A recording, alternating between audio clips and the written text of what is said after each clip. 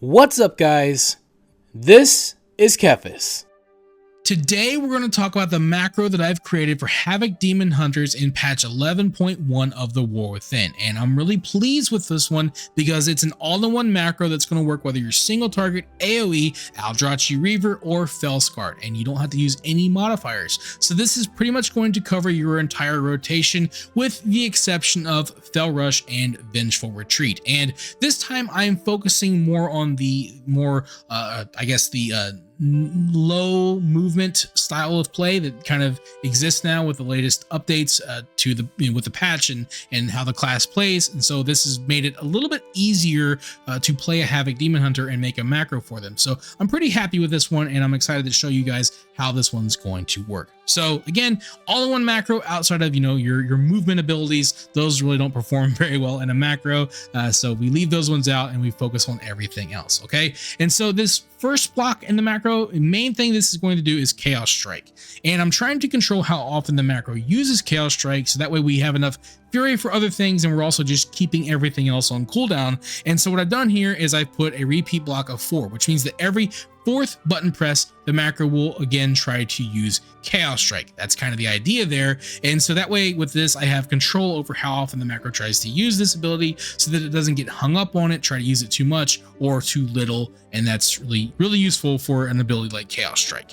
So beyond that, the big thing about this line is Reaver's Glaive. Okay, so if you're Eldrazi Reaver and Reaver's Glaive becomes active, then the game sees that as you now knowing Reaver's Glaive.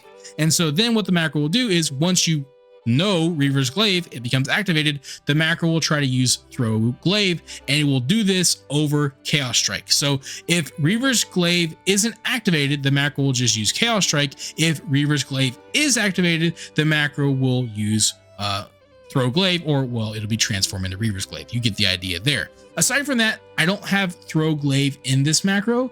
I don't see myself using it very often, really. I mean, with the way this class plays, Fury is best spent elsewhere and just how often I'm using everything else. So I do have Throw Glaive on a separate button to kind of, for if I'm in range or something, sometimes I might feel like I want to use it, but I don't actually use Throw Glaive outside of the Reaver's Glaive proc here. So that's how this works, and it's going to use Reaver's Glaive for you as quickly as it can. So that's very useful. And then we get into the rest of the macro. So again, every 4th button press, the macro will try to use this block, and then it's going to just kind of cycle through everything else as it goes. So the first thing we're doing here is we're having a sequence loop, and this is going to repeat twice. This is just a standard sequence. It's going to cycle through everything in this loop twice, and then it's going to break out and do everything else. And so what I've done here mainly is put all of our shorter cooldown abilities inside of this loop so that we're giving the macro more opportunities to use those shorter cooldown abilities, and then maybe slightly less opportunities for everything else. And so everything inside of here is under 30 seconds. So we have Fell Blade, and then we have Blade Dance, and then of course we have Immolation Aura. The macro is going to prioritize using those as much as it can. And once it cycles through this twice, we're going to break out and use everything else. This is obviously where our longer cooldown abilities come in. So we have the Hunt, and then we have Eye Beam. And then of course, after that, we have Sigil of Flame, and we're using an @player command. So it's going to put Sigil of Flame at your feet. Since this is a target location ability, that's how we use that with a known sequencer macro, which is fine because you should be in position before you ever get the Sigil of Flame. The same is true for Sigil of Spite. We have that one in here as well. Now, if you're not using Sigil of Spite, if you choose not to go with this one as a talent, you can simply remove it from the macro. If for whatever reason, you don't want to waste an extra button press on it, but I have it in here because I use it.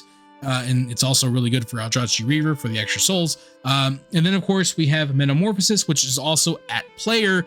So this is going to just jump up and jump right back down, and you'll be transformed into Metamorphosis. So if you like, having more control over these 3 abilities and where you place them, you absolutely want to remove these from the macro and manage them separately, because you can't really do it with a macro and spamming a macro and trying to control where these go. So it's simply going to do all these at your feet. But yeah, these all have fairly long, much longer cooldowns, some 30 seconds, some a minute, just to varying degrees, much longer. And of course, it's just going to, go through and use them whenever they become available. Obviously, since they do have longer cooldowns, it does make it easier to use them, because of that, because, you're just going to cycle through them. So it'll be a few extra button presses here and there if they're on cooldown, but otherwise it's going to focus on everything that's inside. And then of course it's going to occasionally retry to use our main block with Chaos Strike. And that's kind of how this macro is going to work. Outside of that, of course, remember to use Fell Rush and Vengeful Retreat if it calls for it, or any of your other,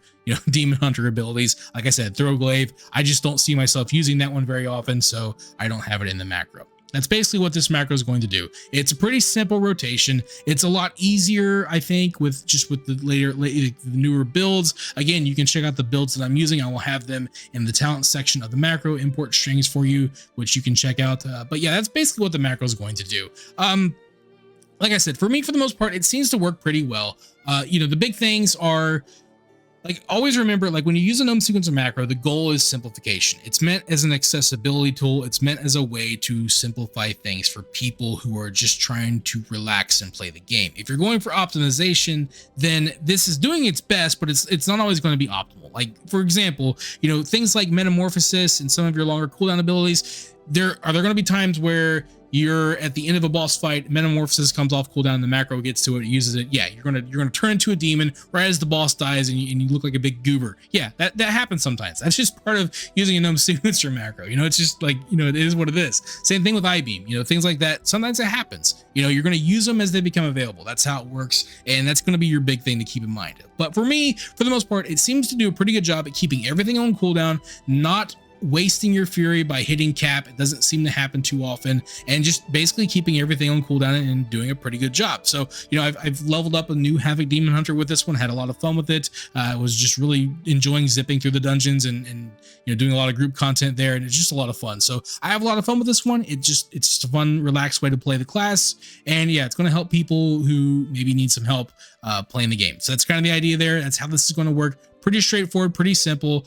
You're free to remove abilities if you don't like them in there, or how the macro uses them, especially when it comes to the ground targeting abilities. That's a big one for some people, but otherwise it's pretty straightforward macro, all in one. Spam it, you're good to go. Let me know what you think about this macro in the comments below. And with all that being said, I will see you guys on the next one. Thank you for watching this video. If you enjoyed it, let me know by clicking that like button. And feel free to share it with your friends so they can enjoy it as well. And if you'd like to see more videos, you can subscribe to the channel and click on the bell icon to be notified as soon as new videos are posted. You can also follow me on Facebook, and if you'd like, you can support my work on Patreon. Links to all that stuff can be found in the description below. This is Kephas. Until next time.